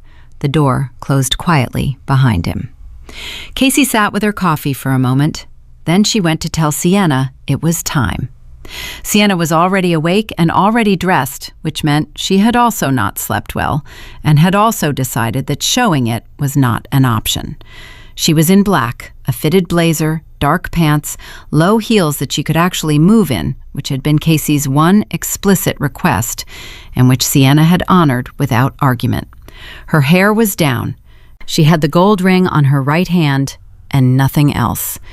She looked exactly like what she was, a woman who had decided to walk into something dangerous and was refusing to look afraid of it.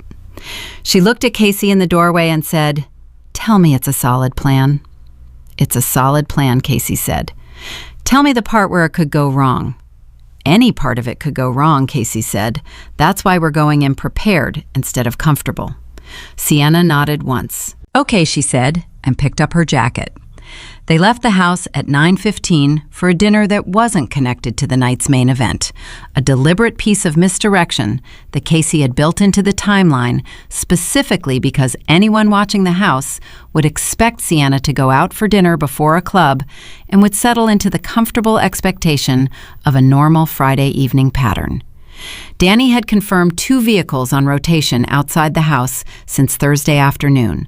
Casey wanted them watching a dinner reservation on the Gold Coast, not the text she sent at 9:20 to change the pickup route. The dinner itself was at a small Italian place on Ontario that Sienna had been going to since she was a teenager, run by a man named Franco, who kissed her cheek when she walked in and brought bread without being asked. It was the most relaxed Casey had seen Sienna in 5 days.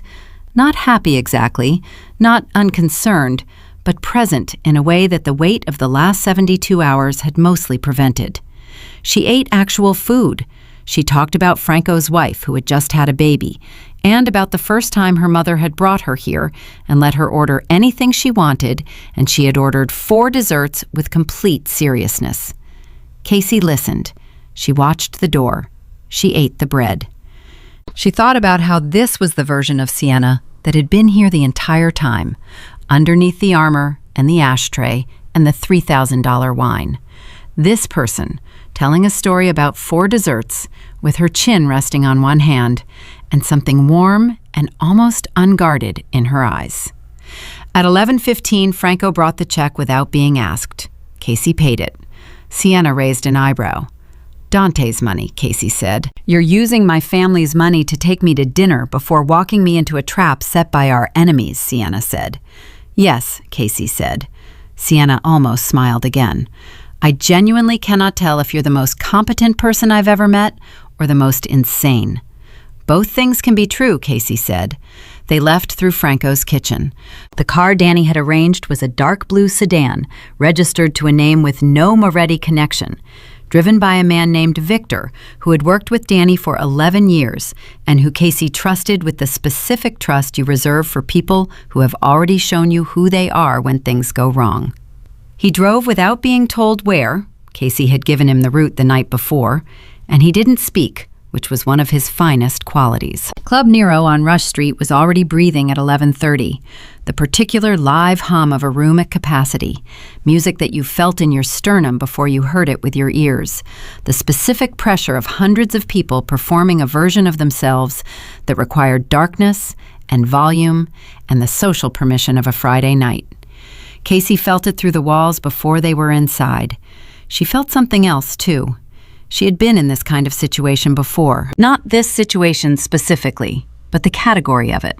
The one where you walk into a room knowing that somewhere inside it, something has been arranged without your consent. And the only advantage you have is that they don't know you know.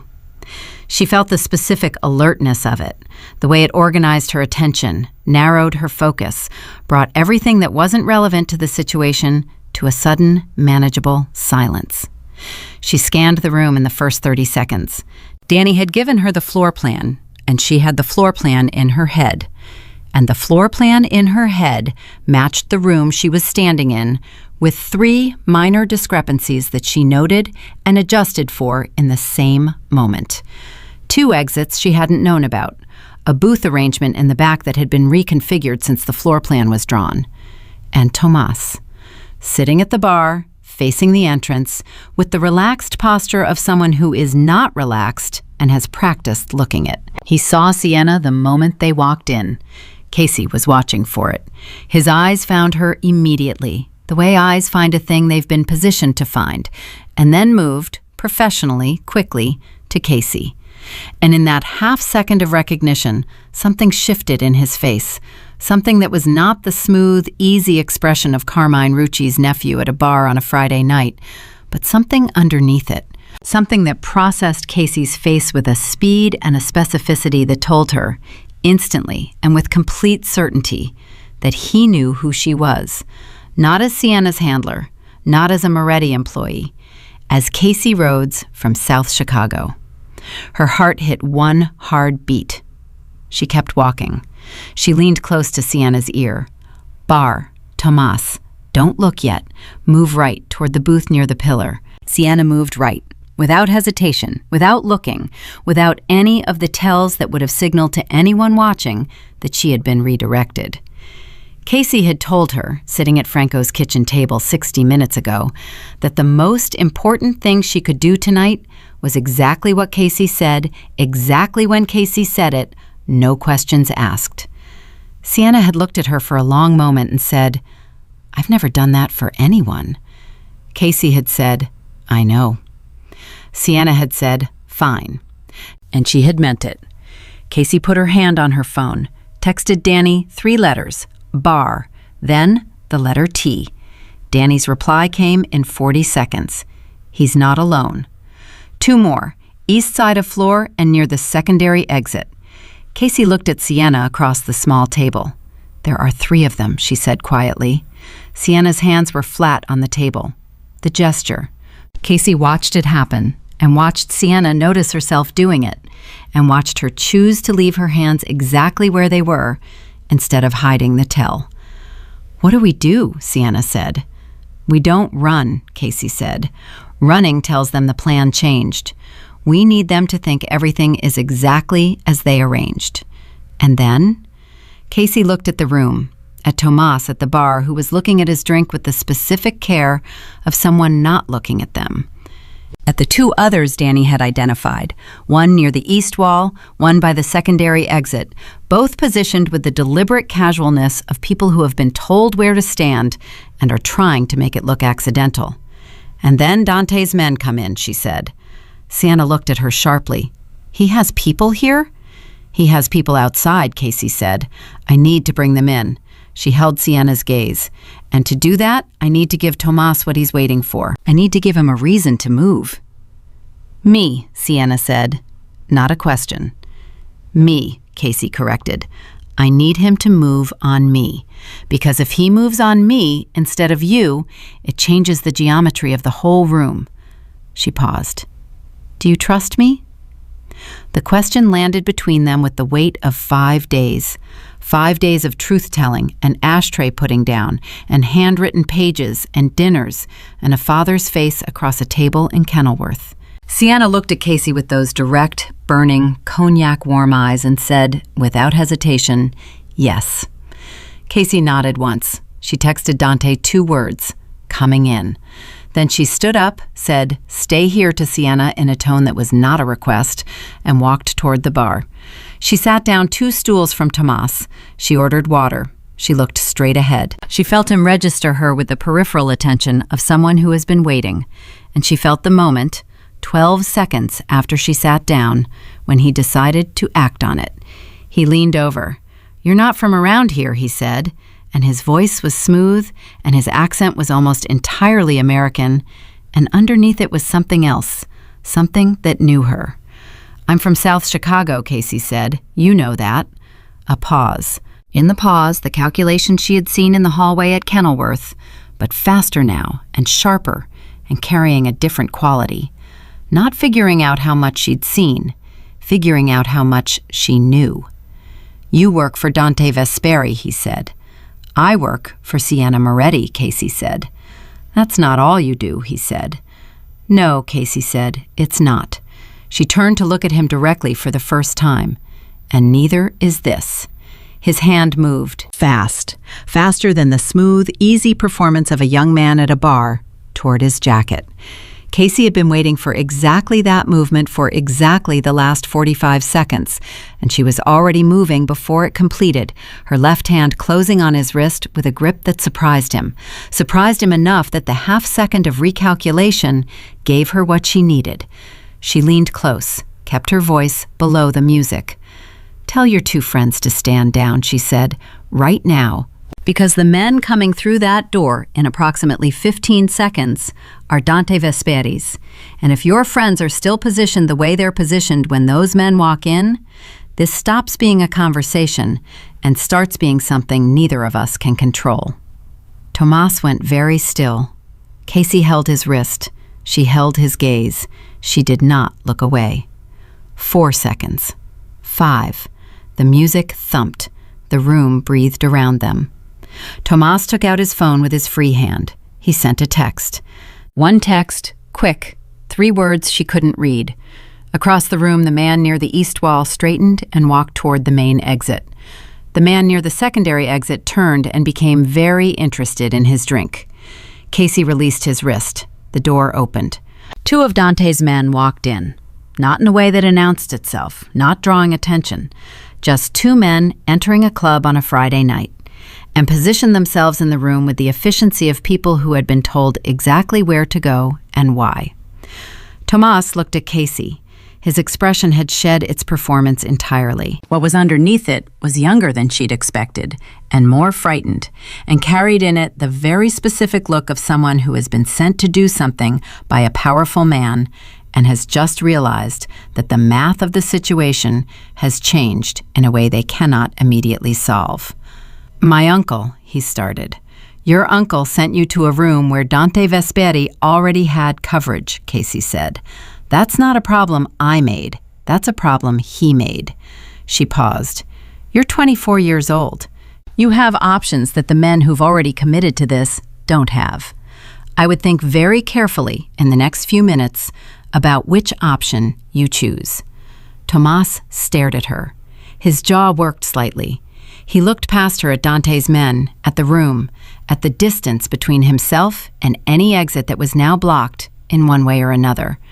And then he looked back at Casey with the expression of someone doing rapid and painful accounting. "What do you want?" he said. "Carmine Rucci," Casey said. "Everything he has on Enzo Moretti. Every meeting, every document, every conversation he recorded. An assigned statement confirming Belly's arrangement." She kept her voice level. "In exchange for which, you walk out of this city tonight with enough time to put distance between yourself and whatever your uncle decides to do when he finds out this went wrong." Tomas went completely still. I know what he'll do," Casey said. "That's why I'm offering you the window."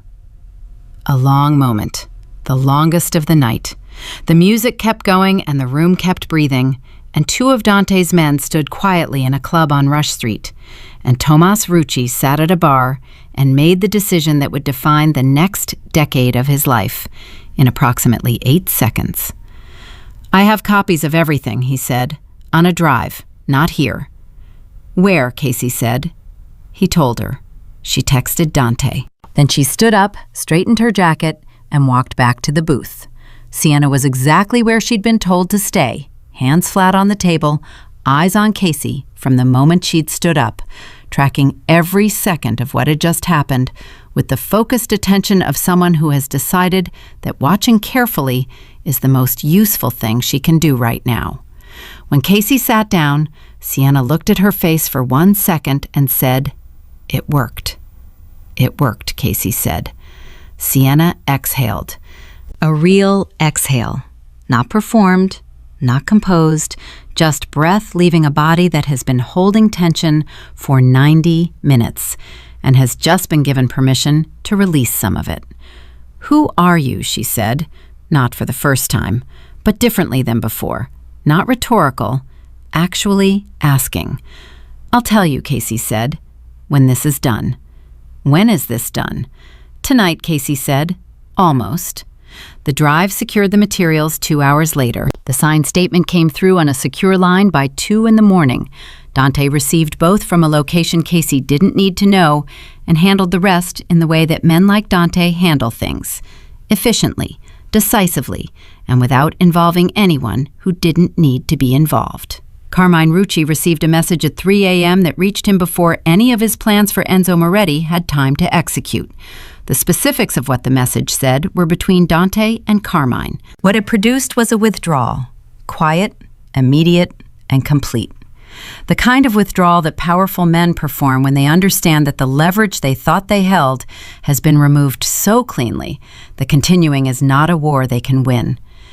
Enzo found out everything the following morning. He sat in the study at Kenilworth with Dante and the documents and the statement, and the morning light came through the windows and showed him a full picture of 6 weeks of being carefully, patiently, and expertly deceived by a man who had brought flowers to Elena's memorial every year for 17 years.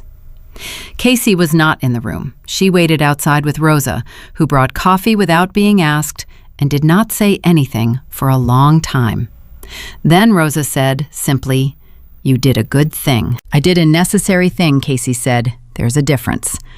Rosa looked at her with the expression of a woman who has spent many years understanding the difference and has decided it isn't as wide as people claim. "Not always," Rosa said. When Dante came out of the study, he found Casey in the hallway and stood across from her in the particular way of a man who has many things to say and is choosing the order of them carefully. "Enzo wants to meet with you," he said. "I know," Casey said. "He wants to talk about a more permanent arrangement." "I know that too," she said. Dante looked at her steadily. "The men from South Chicago," he said. "The ones who've been looking for you." Casey was quiet. "Enzo made a call this morning," Dante said, before the sun was fully up. 1 call, 20 seconds. He paused. "They won't be looking for you anymore." The breath Casey took was slow and controlled, and she was very glad she was standing near a wall because the thing that moved through her in that moment, the specific, enormous, physical weight of 16 months of distance and calculation and sleeping light and watching doors, was not small. She kept her face still. She kept her hands at her sides. She breathed through it. "He didn't have to do that," she said. "No," Dante said. He didn't. She thought about Sienna's hand over his at the dinner table, the stillness of a structure deciding whether to hold or give. She thought about what a man does when his daughter reaches across the distance of a lifetime of careful love and complicated grief and takes his hand, and he feels, maybe for the first time in years, that he still has something worth protecting. "Where is she?" Casey said. "Upstairs," Dante said. "She's been asking for you for an hour." Casey nodded. She walked to the stairs. At the bottom step, she paused. She turned back to look at Dante, who was still standing in the hallway watching her, with an expression that had quietly, over the course of a week, stopped being professionally neutral in a way that neither of them had formally acknowledged and both of them understood. "Thank you," she said, "for the call you didn't make." He looked at her. "What call?" "The one to the men in South Chicago," she said. "Before I worked for you. When you ran my name and found out what I was running from. You could have used it. You didn't." Dante held her gaze for a moment. Something moved in his face, that same covered thing, that buried but present something that he was gradually, incrementally, almost imperceptibly becoming less efficient at hiding. "That's not how I do things," he said. "I know," she said. "That's why I'm still here." She went upstairs. Sienna was in the small sitting room at the end of the hallway, standing at the window in the morning light, with her arms crossed and her back straight, and the gold ring catching the sun in small, precise flashes. She turned when Casey came in. She looked at her the way she had been looking at her since the beginning, directly, fully, missing nothing, and said, "Tell me now, who are you?" Casey walked to the other side of the window. She looked out at the grounds, at the bare March trees and the gray lake in the distance, and the long, quiet geometry of a morning after something has ended, and before whatever comes next has fully announced itself. "My name is Casey Rhodes," she said. "I grew up 3 blocks from a corner your family didn't control, but everyone else in South Chicago was afraid of. I did things when I was younger that I can't undo and wouldn't try to. I ran from people who had reason to want me back. And I ran for 16 months and ended up waitressing in Lincoln Park until the night you threw a wine bottle and nobody in a room full of armed men did anything about it." She paused. And I stood there and thought, someone should say something. So I did. Sienna was quiet for a moment. "That's it? That's most of it. What's the rest?" Casey looked at her. "The rest is that I haven't done anything worth doing in 2 years. Haven't been anywhere I was actually needed. And then you put that ashtray down." She stopped, found the words. And I thought, maybe this is where it starts again. Sienna looked at her for a long time.